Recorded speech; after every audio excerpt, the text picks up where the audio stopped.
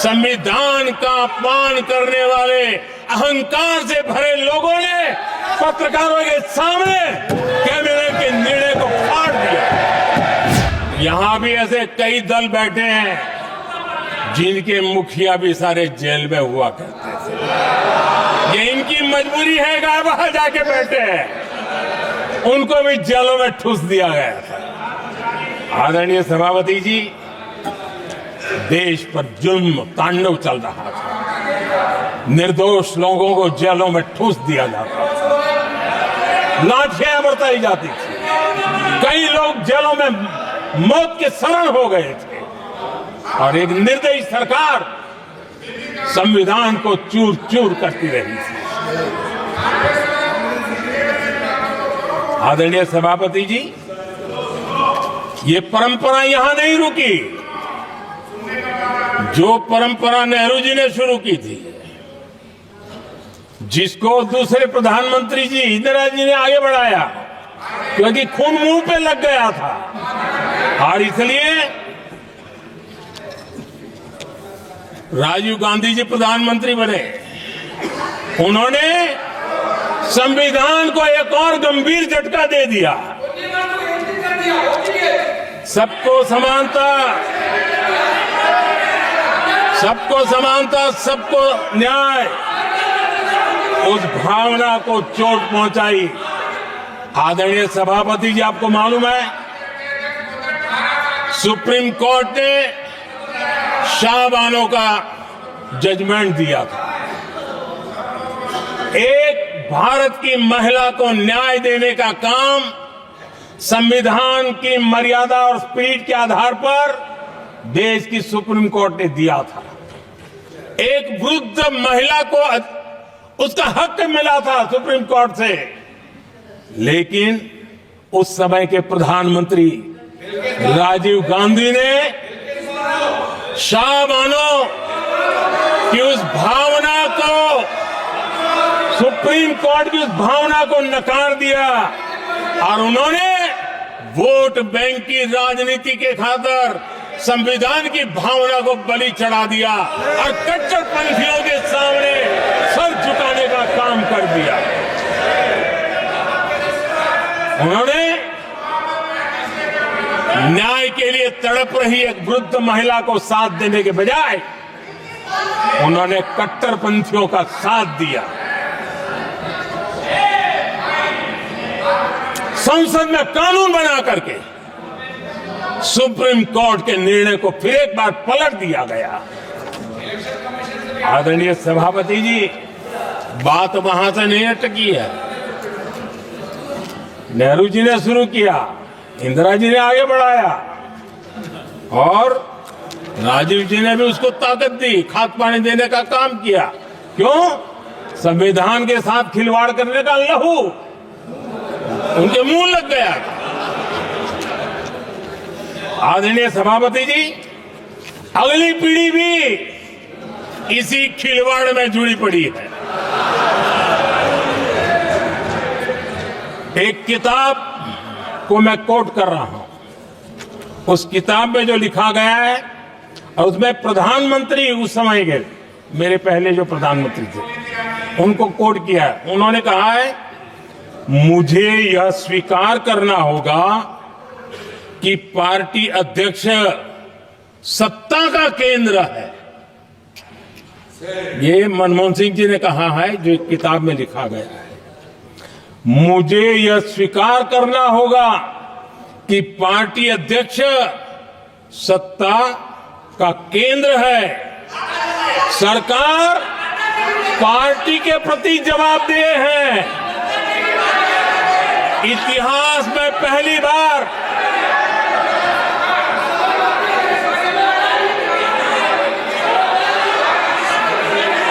आदरणीय सभापति जी, नहीं, आप सदन इतिहास में पहली बार नो, ये तरीका बिल्कुल ठीक नहीं है। सदन के नेता बोल रहे हैं, आपको मर्यादा रखनी चाहिए। ऐसे सदन नहीं चलेगा इस तरीके से, गलत तरीका आपका ये। माननीय प्रधानमंत्री जी, आदरणीय सभापति जी, इतिहास में पहली बार संविधान को ऐसी गहरी चोट पहुंचा दी गई। संविधान निर्माताओं ने चुनी हुई सरकार और चुने हुए प्रधानमंत्री की कल्पना तक ही हमारा संविधान था, लेकिन इन्होंने तो प्रधानमंत्री के ऊपर एक गैर संवैधानिक और जिसने कोई शपथ भी नहीं लिया था, नेशनल एडवाइजरी काउंसिल पीएमओ के भी ऊपर बैठा दिया। पीएमओ के ऊपर अघोषित दर्जा दे दिया गया।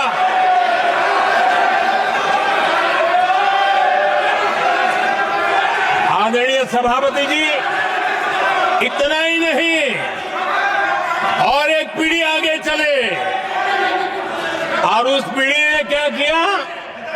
भारत के संविधान के तहत देश की जनता जनार्दन सरकार चुनती है और वो सरकार का मुखिया कैबिनेट बनाता है।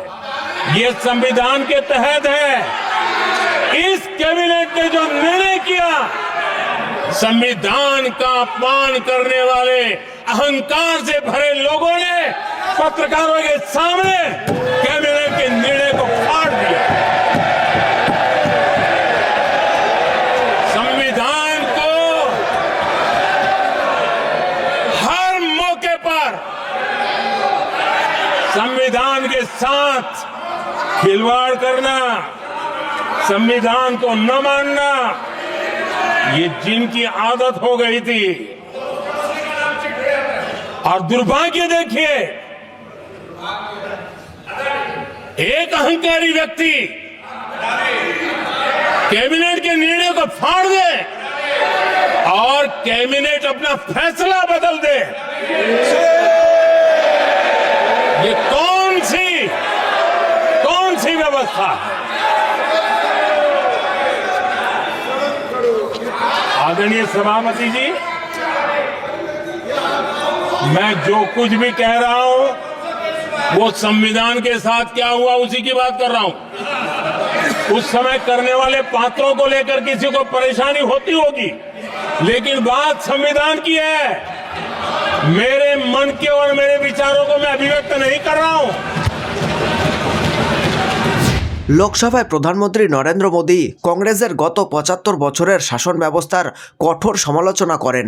রাহুল গান্ধীর সংবিধান নিয়ে বক্তব্যের জবাব দিতে গিয়ে প্রধানমন্ত্রী মোদী কংগ্রেস কিভাবে সংবিধানের অপব্যবহার করেছে তা ব্যাখ্যা করেন। তিনি রাহুল গান্ধীর পূর্বপুরুষদের শাসনের উদাহরণ টেনে কংগ্রেসের শাসন ব্যবস্থার সমালোচনা করেন। তিনি বলেন, শাহবানো মামলায় রাজীব গান্ধী ধর্মীয় গোঁড়াদের চাপে মাথা নত করেছিলেন এবং সুপ্রিম কোর্টের রায় পরিবর্তন করেছিলেন। লোকসভায় প্রধানমন্ত্রী মোদী বলেন, শাহবানো মামলায় সংবিধানে সংশোধন করে রাজীব গান্ধী ধর্মীয় গোঁড়াদের সামনে আত্মসমর্পণ করেছিলেন। তখন দেশ দেখেছিল ভোটের জন্য কংগ্রেস কি করতে পারে।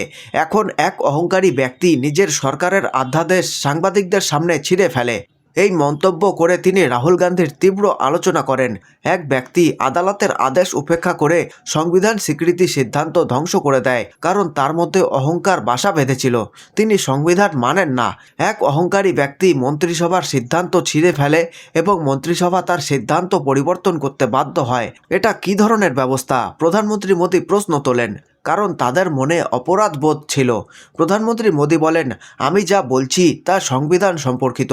তখনকার পরিস্থিতি সম্পর্কে আমার বক্তব্য কিছু লোকের জন্য অস্বস্তিকর হতে পারে, কিন্তু আমি আমার দৃষ্টিভঙ্গি প্রকাশ করছি না, বরং সংবিধান নিয়ে আলোচনা করছি।